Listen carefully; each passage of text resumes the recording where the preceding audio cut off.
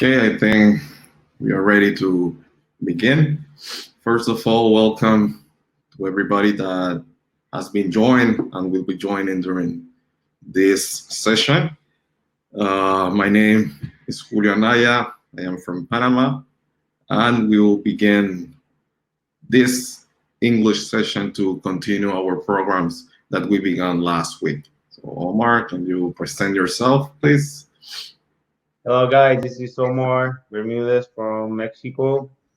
Here we are, one more week of our English session. We're happy that we have a couple of people right here. We have before we start, we have the video. If you're the first time here, and if you have any issues with the video or audio, so we play the video with a couple of instructions before we start. Okay. If you are new, some of you has participated last week. If you are new, you have different areas or feature for this platform that might be the first time you use it. You have the chat option, in which we want you to be engaged with the chatting, asking your questions, and writing anything that comes to your mind through the presentation. So at the end, we can share what are you thinking about what's being said. And also during the presentation, we will display some polls for you to have an opinion before it's being taught. And in this way, for you to be like more interactive and more participative during the session. So for anybody of you that might miss or lose the audio or the video during this session, you only need to refresh the website. So you will come straight again to the point in which we are. So this is not like an application or something like that. Here is only a website, and if you miss it, you only need to refresh it.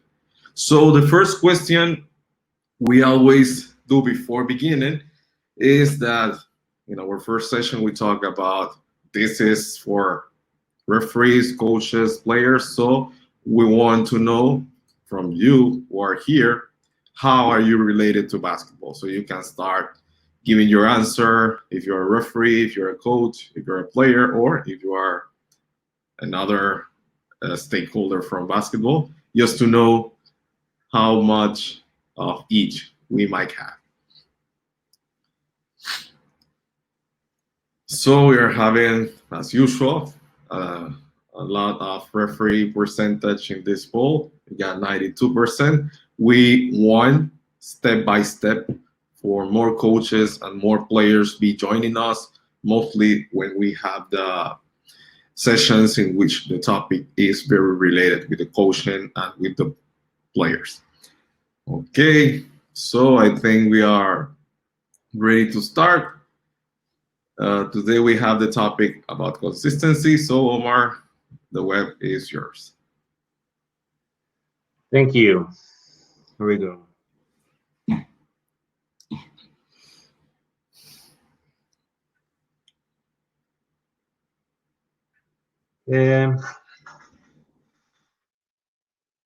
So you can see my screen now.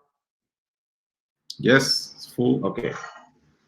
Okay. So the topic for this week is constancy. Is that an option? Not an option, but a must.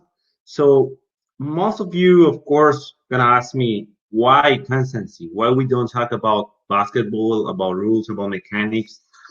So we want to talk about this before we starting with all the, reference stuff, because this is something basic and something that we have to understand before we start working in any point of the refereeing. So, or basically, I'll share to you a short biography for myself, and after that, we have the constancy presentation, and after that, a couple of questions frame. But before that, I want to ask you, because we all share our history or biography or something like that. But I think something interesting in our reference is how how do you become a referee? This is something interesting because we always talk about where we going, what type of games we work, and nobody talk about how do you become a referee. So on the chat, you'll see a poll. So you have a couple of options right now. So it was my dream. I got injured and changed my mind. A friend invites me, or maybe you're not a referee. Uh, how many? Okay, they have been answering. We got a big percentage in others.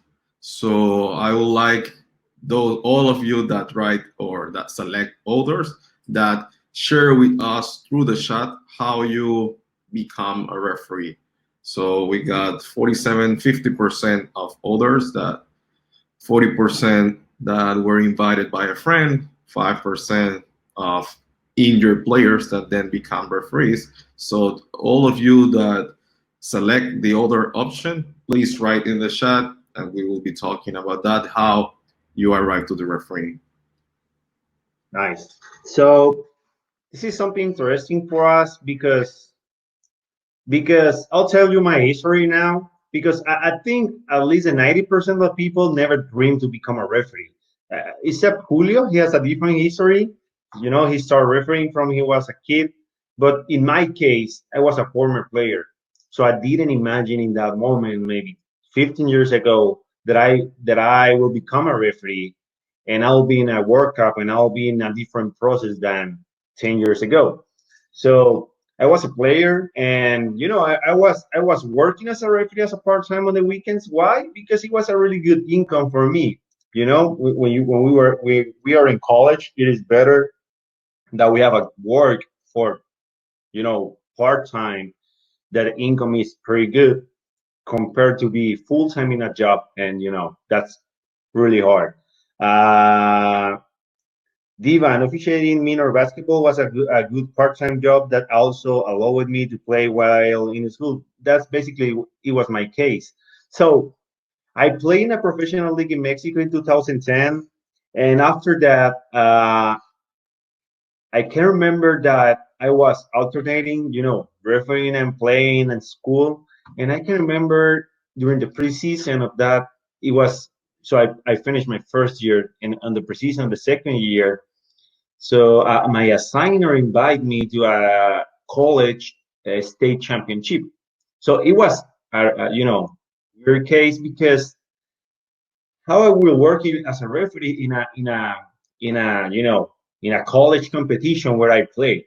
So I didn't attend the weekend tournament that we have for the preseason, and I went to Mexicali to work that weekend, and it was something incredible because the last day, it was a Sunday. It's like a spider or something like that bites my hand, and I get sick. So I was in the hospital like 1 week after that, and I can remember the GM of the team called me on Wednesday and told me, "Hey, so everything's set. So please join us next Friday for the first training session."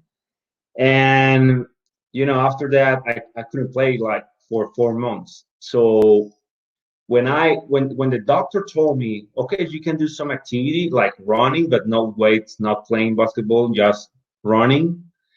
So I started refereeing because I started again. In that time, I met a guy that invites me to work in a competition in my city, and there is a school where they have like 15 courts. This is not a gym at all. It's like you know concrete, and it was my first game, and I was like this.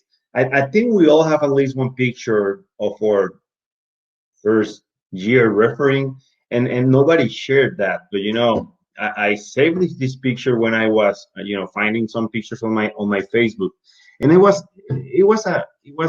something good to me remember how it started because it takes me to 10 years ago when I was a rookie, when I didn't know nothing about refereeing. was my first game. This is how I started, and I was working every weekend in these courts, you know, with the sun like 50 degrees on my head. I was, my skin was like burning. But this is the way it always started, and at the end, it was like 2 years process, 3 years process. But I didn't care about refereeing that time. It was just my part time. So after that, I met a guy, and probably we couple of you know him. His name is Jose Reyes. He's from Mexico. He's from Ensenada, like 1 hour, 90 minutes away from Tijuana. And during the season where I couldn't play because my injury, so I always was in those games as a spectator. And I can remember the assigner told me, "Hey, I want to introduce you someone." And I came to the locker room, and I met Jose, and he told me about, "Okay, we have a process. We have a project where we want to introduce new referees to the professional leagues, and all the refereeing stuff. Why? Because the age average is like 35, 40. That's too old. So we want to have a couple of young referees." And of course, I said, "This guy is crazy. I don't want to be a referee. I want to be a player." So after like 2 months of he combines me, and I attend that camp in Nuevo Laredo, Tamaulipas. And I didn't know, but that was a FIBA referee camp, and for new referees camp. And this is how I know the FIBA as a first time. I didn't know what I was doing in that moment. I just I just was in a camp because my friends were there, because my best friend he was in this summer in this camp too. And I didn't know. I was just in a circle. So after that, after not knowing nothing, after not having any experience, so I became a field referee, and this is my history. Probably now this is completely different, because now the process in FIBA is like 25 years. It's a window between the 25 and the 35. In that moment, I had 22. Like Julio, you become referee when you were 18, 19. 19. So probably this is a different era, but in that moment that was possible. So I became a field referee without having any knowledge, without having any aspiration, just because my friends invite me and they involve me in this circle.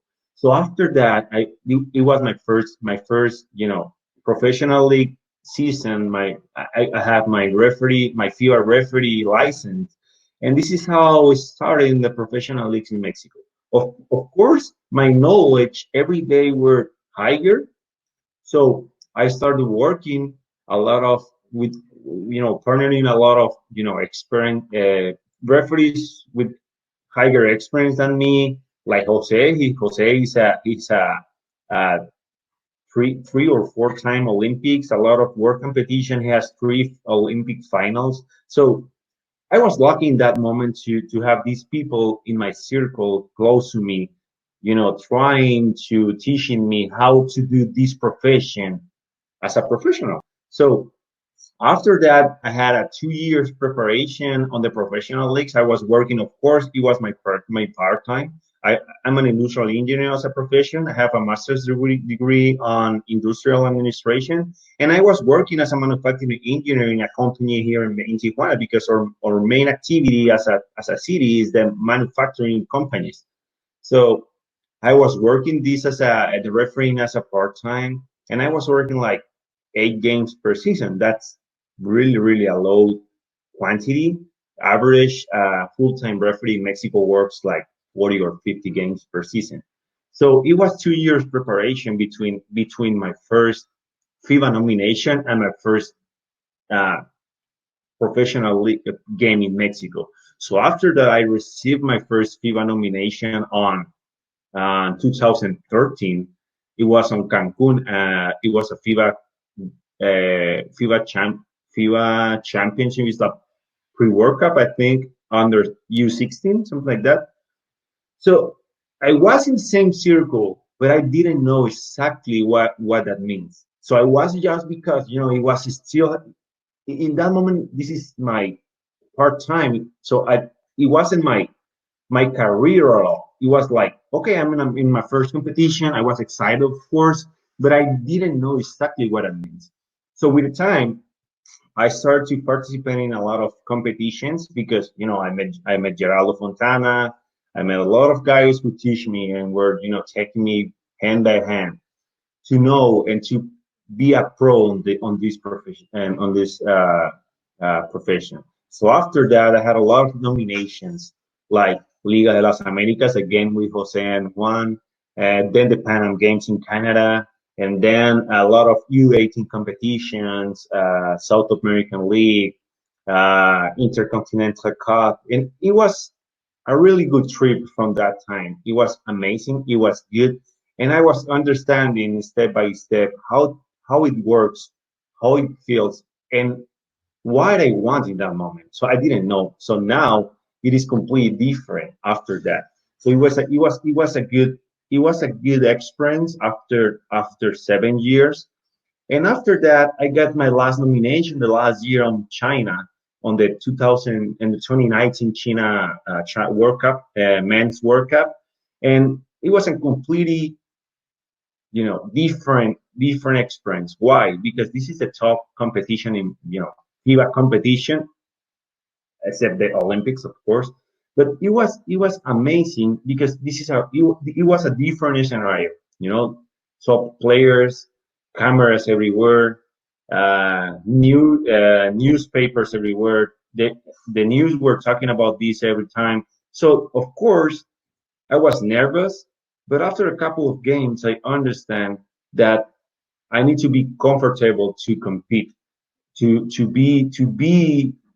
to feel to feel happy, to feel comfortable, so I can work properly. And after that, I can say I got really good experience this tournament. I got the semifinals. I got a couple of games on the quarterfinals. Really good or amazing games on the group phase. So it was great. At the end, it was a really really good experience where I can say I really enjoy it. I really enjoy it, and it was amazing. So after that, in the 2020, I had the opportunity to participate on the G League. This is with this picture. I never post this picture. I never did it. This picture were in my phone for 5 or 6 months until now. And this picture is from my first G League game in McAllen, Texas, and really it was a different world. Of course, the rules, mechanics, everything is completely different. And this adaptation process is a new challenge for me. So it was amazing. Of course, everything what I did and what I'm doing on FIBA helped me and helped me a lot to become a G League referee. So now it is a new experience, and of course we just finished our first year, and it's really amazing to be part of a world where it is it is just different. So after that, we were Julio and I were talking about how we can help other people to become better referees, to grow, to be to have the opportunity to compete against other tournaments, to other referees, and to have the opportunity to be part of the better competitions. And this is how Ready 24 born in that moment. Why? Because we want to have other people to learn, to grow and to challenge themselves, to really really work on the refereeing profession. And this is how it started. So now I got to talk a little bit about constancy. Most of the people told me, hey, why constancy? This is not a basketball matter. This is not a basketball topic. Why we have to talk about constancy? Why we have to talk about partnership or that kind of stuff? And I think constancy is a really really key point. Why? Because it means everything. So you have to be constant every time. You have to be constant day by day, play by play, second by second. So you need to be constant. Why? Because if you don't, you can't grow. So basically, constancy is like to be persistent. So you have a couple of options in the screen. You got be positive, establish an action plan, associate with others, determine why, and identify what you want. So you'll see on the chat, and I'll ask you to choose one of the three options that you have to tell me how you can order them based on the importance. Well, who's first, and you need to order them. So you can see on the options, determine why, identify what you want. The second is identify what you want, establish an action plan, determine why. The third one is to be positive, associate with others. So just choose one. Doesn't mean if you chose one, you're wrong. This is just a question. I'll tell you why. Julio, can you tell me how many answers we have? Yes, we are receiving the answers in which the second option that begins with identify what you want has the 85% of the Mm. Identify what you want. That the first one. first one. Yes, 80, Okay. 82%. Yes. Okay. Here we go. So I'll tell you. I'll order them based on my experience, based on my knowledge. It doesn't mean that's the only way, but it is something that I use every day, and I want to share with you. Okay. The first one is identify what you want. And when I tell you what you want, most of you, or probably we all, gotta say, okay, I want to be on the Olympics. I want to be on the FIBA World Cup. Okay, that's important. I think that's a key goal of all the referees in the world. But at the end, you need to go back step by step. So I couldn't be in the World Cup before working in the main on the best competitions on my city. And this is something that I want to share with you now, that you need to understand that you cannot be in a World Cup, you cannot be in the national competition without working your best competitions in your city. So you need to be part of those competitions to to learn how to work. This is the key process. This is important for the growth process of the referee. After that, of course, step by step, after I be part, of course, it doesn't mean I need to be the best referee on my town. It doesn't mean that. Just be part of those tournaments. After that, of course, you need to go to the next step. It is uh, the states competition. After I am part of the best competitions on my town, I need to look forward to be where the best competitions on the states are played. I couldn't be in the professional league. I couldn't be in the national championships on Mexico without working any of the best competitions on the states. Of course, after that, it doesn't mean I need to be the best referee on my town, on my state. I can be part of the national competitions. It could be youth competitions. It could be college. It could be professional leagues. It could be a lot of options that you have in the market. But at the end, what I'm trying to say, what I'm trying to sharing with you is to you understand that you need to go step by step. You couldn't be in the. So I know a lot of people that they don't work any competition, but they say I'm the best referee in the country. I'm best than they, but doesn't mean nothing because you're not part of the people who work on those competitions. So of course, if you want to aspire to be a FIBA candidate or you want to be a part of the list, so you need to have this process. So you need to get involved and you need to be on those tournaments where the best basketball is played. That's why uh, Uh,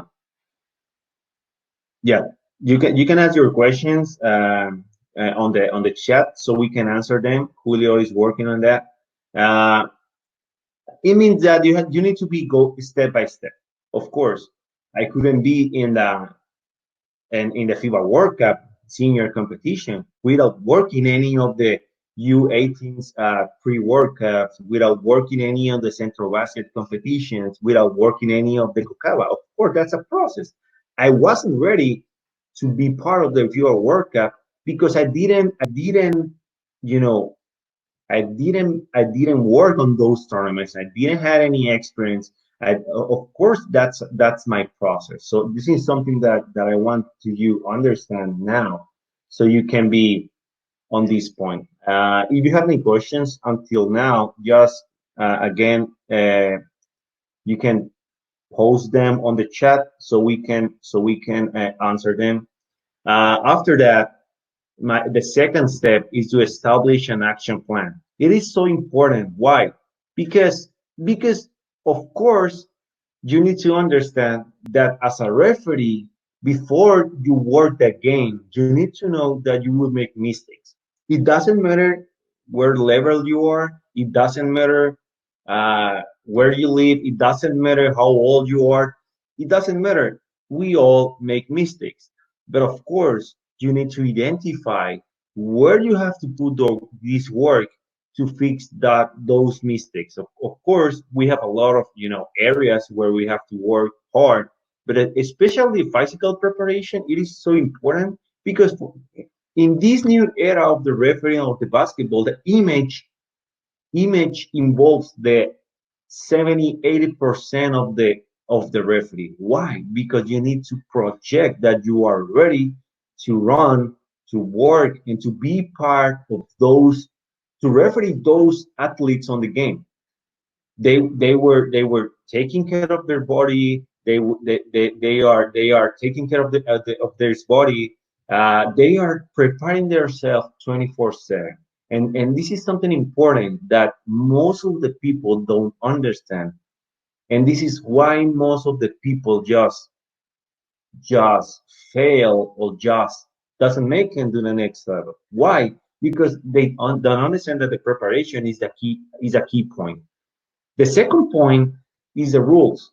Of course, the rules is something so important because if we don't know the rules, we cannot referee.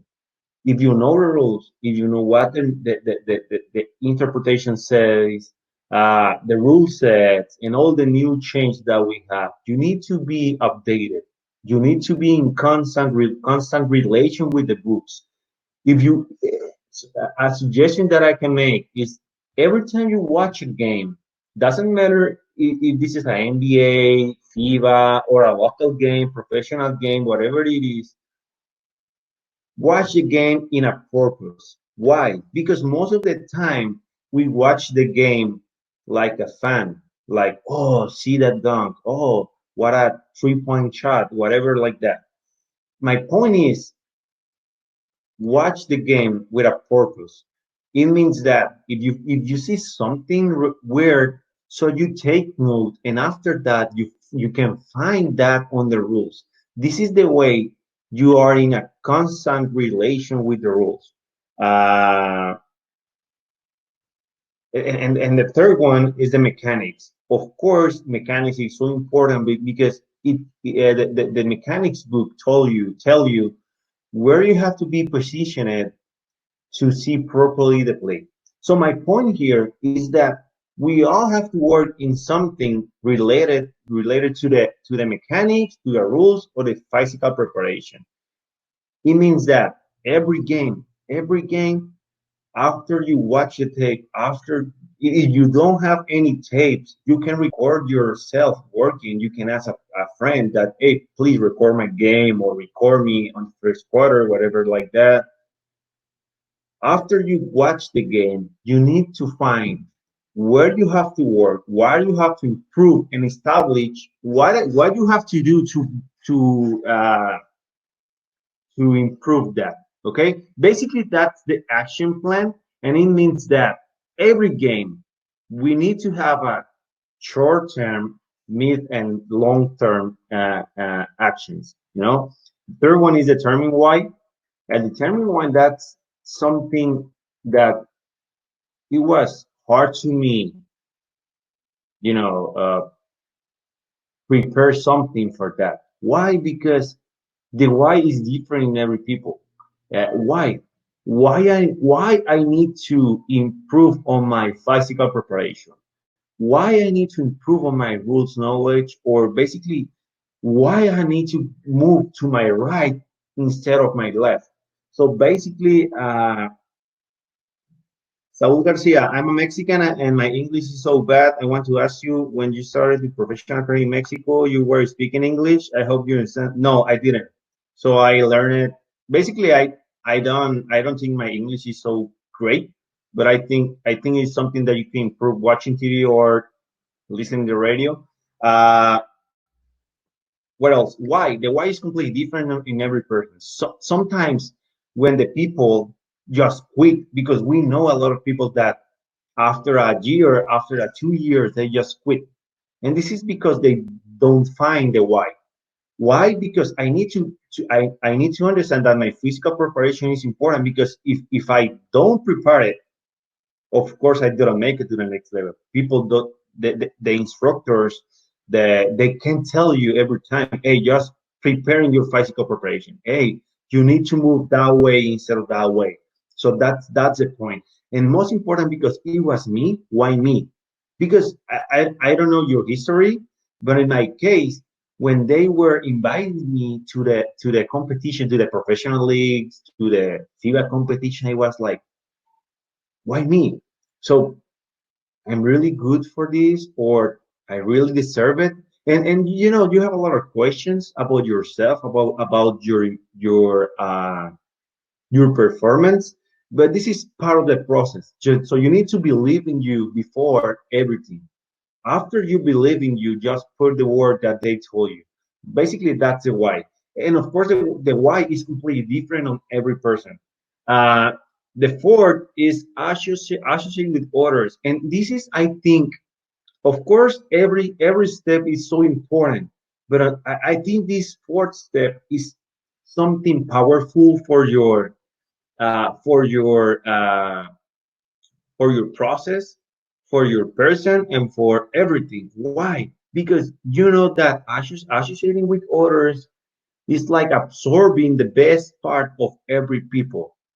You, of course, you all have pictures sharing with a lot of people, and of course, everything that we make in a tournament, everything that we do after a game, that's important, because you learn from others, you learn and you absorb what they think, what they are, and what they want to duplicate with you. So they want, of course, we met a lot of people that they had the opportunity, and really they wanted to teach you things, and sometimes not sharing and don't associating with others, you found that you had some limitations if you don't do that.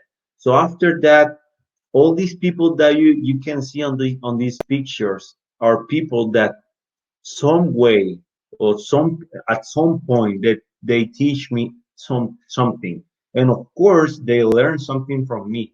And it is important, and I like this picture because it was on my first, I think it was in the 2014 in Tepic. It was the central basket, and it was my first senior competition. And of course, the referees on that competition were top referees. Roberto is still refereeing, Mike Whelan, but Jose, Fernando, and Pablo, they were referees that they make history. And of course, I was spending the whole day on the gym, trying to speak with them, trying to learn from them. And this is why all these photos, it is not, this photo is not just a picture. It means something. Every tournament, every experience that you have teach you something. And I want to make a parenthesis right here. Rigney Fleet, For your experience, how have you done you the control emotions in a new settings championship? Emotions, you can control them after a couple of years, after a couple of experiences. Of course, your first games is kind of example. My first 4 or 5 games on the professional leagues, I was so nervous, and I can handle them with the time. But after that, I was on my first finals, on my first professional league finals, and I was exactly so nervous as I was in my first game, because it is a new experience, it is a new step, and of course after every step you can feel nervous. So this is just the experience that gives you the control that you need to have for the emotions. I want to make a parenthesis right here because I want to show you people, and of course you all have people that deserve all your respect and all your recognition, because these people right here are people from my town. So all these referees are from the professional league, and all of them helped me a lot to in my professional process in Mexico. Why? Because they were 24/7 to answer me any question, to teach me something. And that's why no matter where I go, I always have something from them. I always remember something from them. Always after the game, I text one of them and tell them, hey, I won a game. I remember you because someone did the technical fall like this, like you. So this is something that they can teach you. Of course, Jose and Alberto, they are like my fathers on this profession, because they were taking me hand by hand. Uh, these type of persons like Alejandra, Krishna, is like our brothers, right? And so these people deserves all your recognition, because of course you learn something from them. Alberto is like my brother, is like is someone important in my life. And after that, all these pictures takes me back where I started, and who helped me. And this is so important, that you need to recognize the people who helps you to become a better referee. Because if you don't, you are forgetting where you started, right? That's my point. So the fifth point is be positive. It is so important. It is so important to be positive. And what I mean, it doesn't mean that because this is the fifth step, that you don't need to be positive in the first four. So it means that being positive is so important. And I think I didn't change the last image, but you can have a positive you can have a positive result having a negative attitude. Basically, that means this. I didn't change that because I didn't find any picture like that. But my point is, if you're not positive, you cannot have any positive results. So at the end, I know a lot of people that they are negative uh, before arrive to the competition. Most of the people receive a nomination and they say, "Oh, but you know, we all know already who's gonna win the finals." And you are taking out all the possibilities to you to be part of the best games of the competition. So you need to think step by step and be positive, because if you don't be positive, of course, on your first game, you gotta make a lot of mistakes because you're not being positive. Uh, when you are in a dinner with your partners, you need to be positive, because if you're not positive, they not gonna open their mind or their friendship to you. And of course you're not gonna learn basically the most important part of them. So this is a really really important, because if you are positive, of course you are aspiring to be on the best scenarios, to have your best performance and to have your best Ah, uh, uh, experiences. On the You can see a phrase down on the page. This said, "Discipline is the bridge between goals and a complete accomplishment." That's a Jim Brown word. Uh, I'm totally agree. We are in a team sport, so like the players need their teammates to win, we need to see the support of others. When you started your career, who was your reference? It was Valentin Carreño. I think he's from Colombia. Uh, I think we have different references. Depends where you are. Of course, when I was on my amateur process on my city, I had a person when I saw him every time he was working, I was like, oh, I want to be like him. But after that, basically, I can say that Jose and Alberto, they were my references here in Mexico. Of course, first because they were in a scenario where I wanted to be in a point, and of course because they were teaching me, and these peoples or were people that I saw them as an example. That I can say these two persons. So at the end, I can say you decide, right? Constancy, you can decide that's optional or that's a must or that's a need. So you can see on the chat again a poll.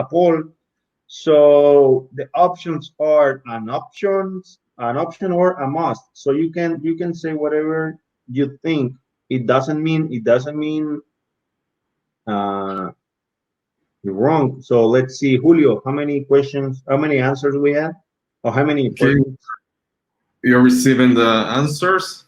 We are like 90-10 difference. 92% that of the people consider it a must. We talk about constancy, and it's increasing 94, 95%. So I think mostly of them agree with you. Okay.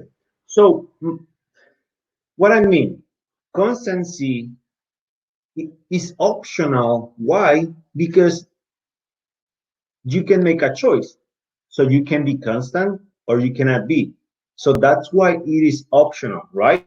But at the end, I can tell you why it is not optional, and I will project you some pictures from myself. I don't like to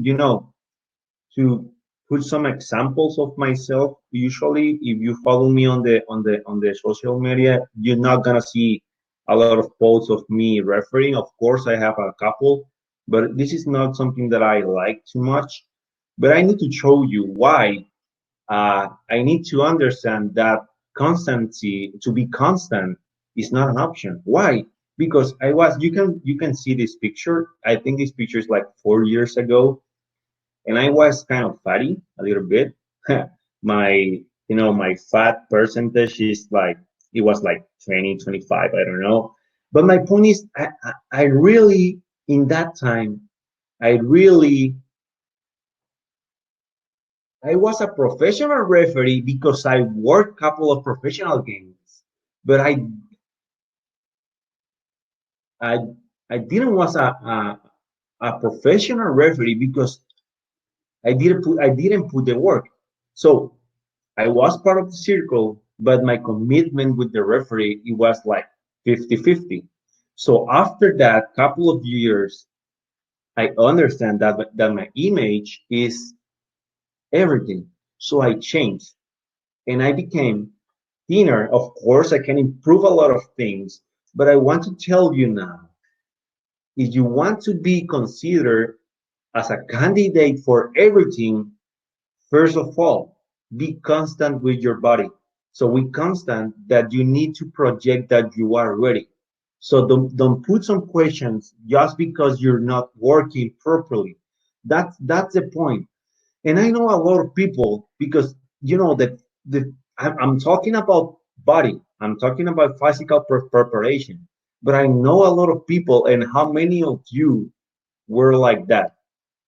If only I had more time. If I had more time, I didn't have too much time. Because I was working, I didn't have time.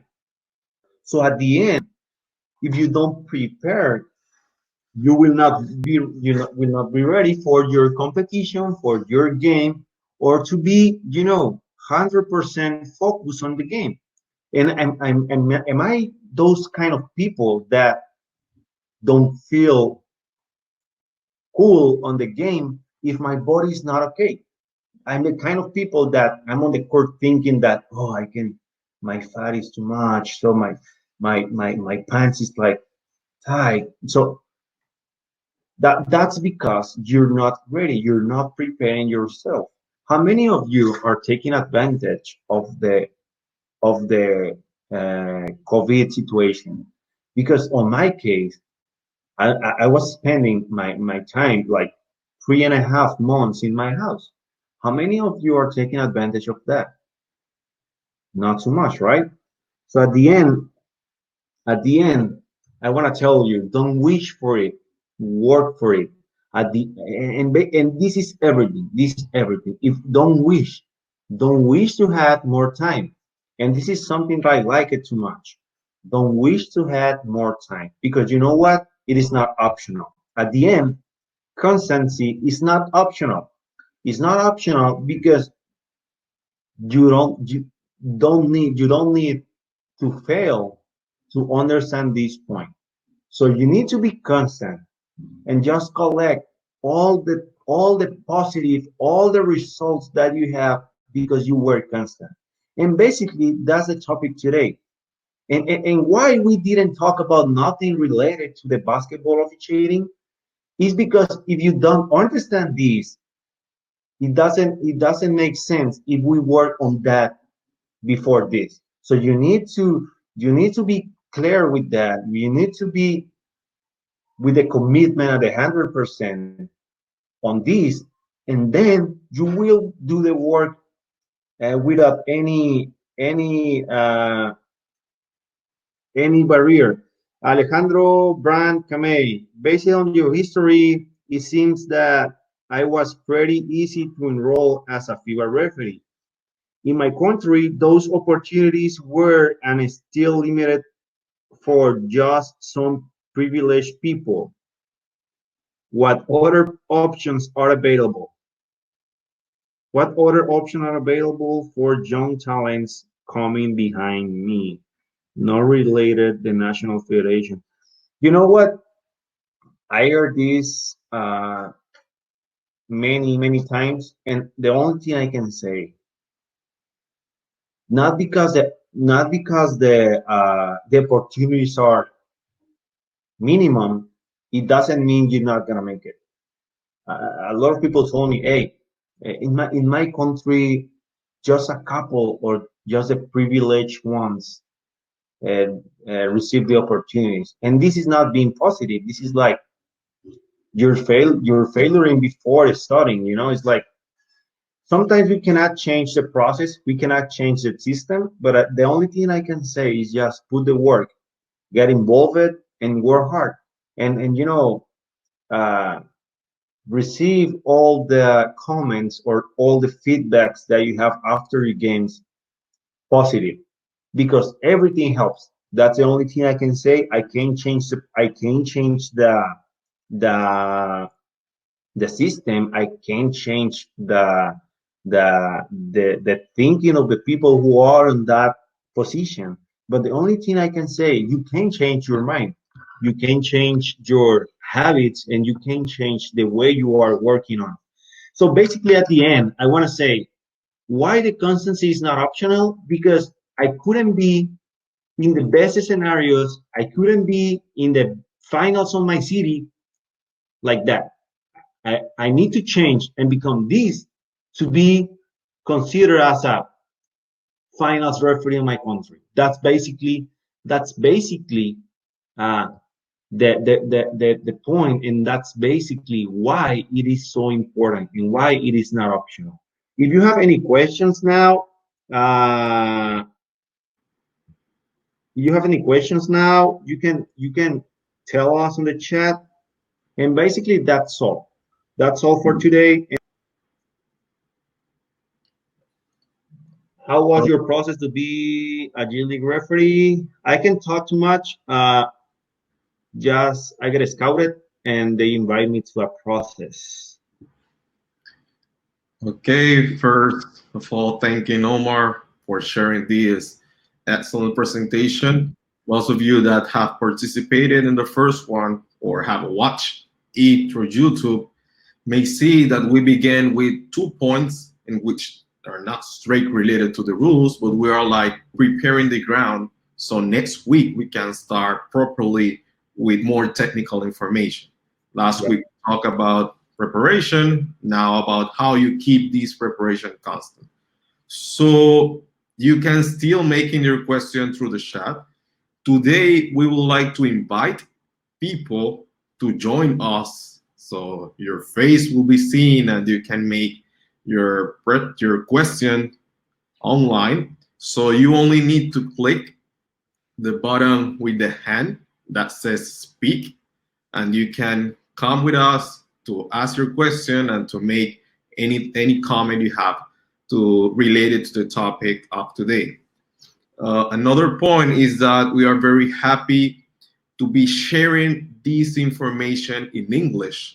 Maybe we don't have the same amount of people we have in the Spanish session, but as we create this content will be there for everybody after. So we want just to invite and continue inviting you week by week. If you have the opportunity to participate in this too, mostly if you are not an English speaking people and you can use this platform to start learning and start hearing and start develop your English. So I ask people to request to speak. Please click the hand, join us, and you can make any sharing for.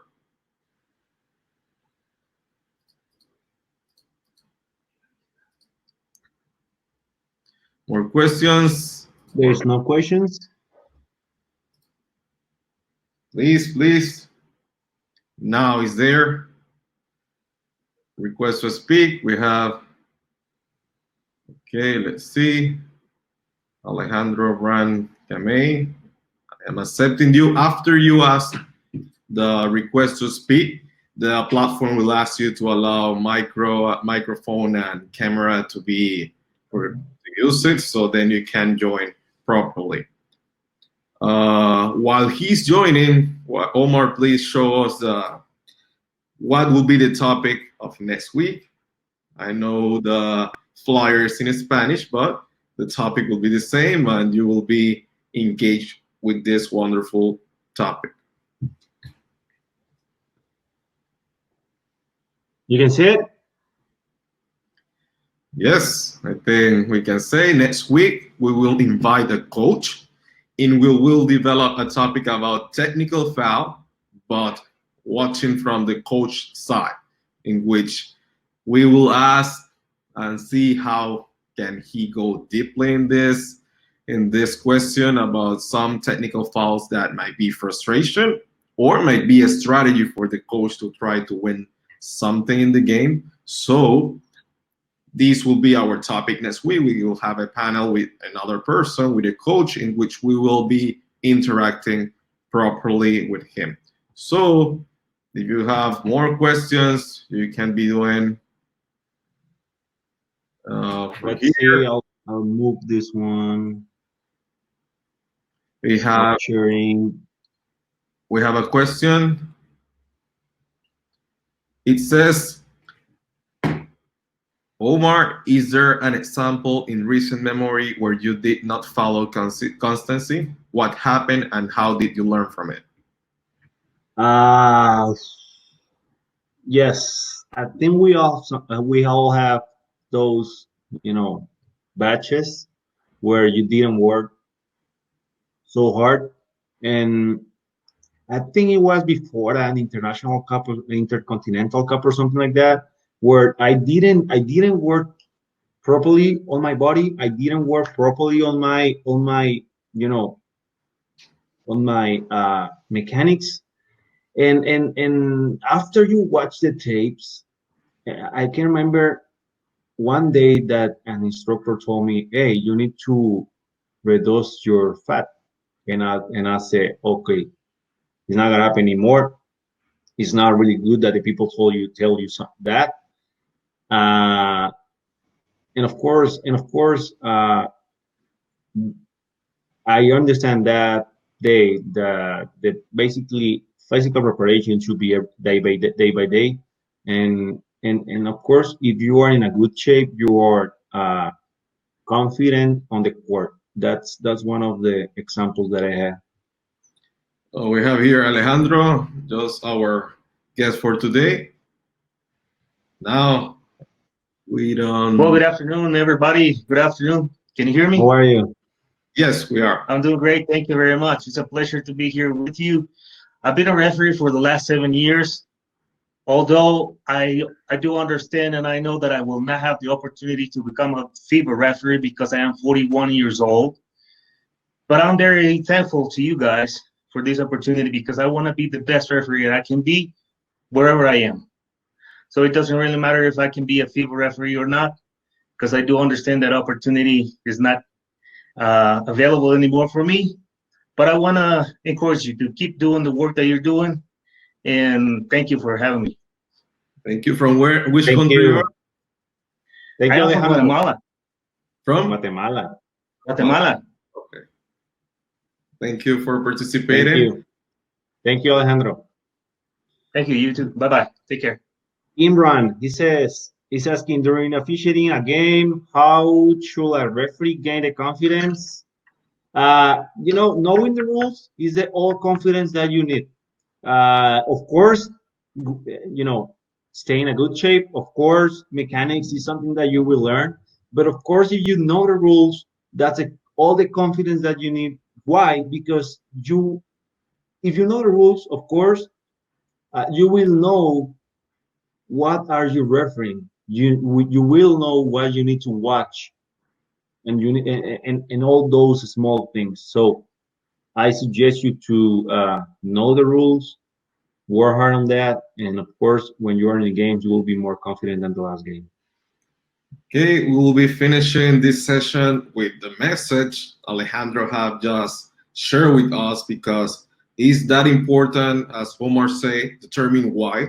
Maybe the why might not be a FIBA license because of the conditions or how it works, but the why for him is be the best referee he can. And you will be as pro as you want if you determine correctly that why. It might not be related with a license or something like that. Okay, we want to thank everybody for joining today. We hope to see you next Thursday with our new topic with our coach. And the video of this presentation will be uploaded in YouTube and will be shared by our communication channel. So bye bye. See you Take next. care. Thank you.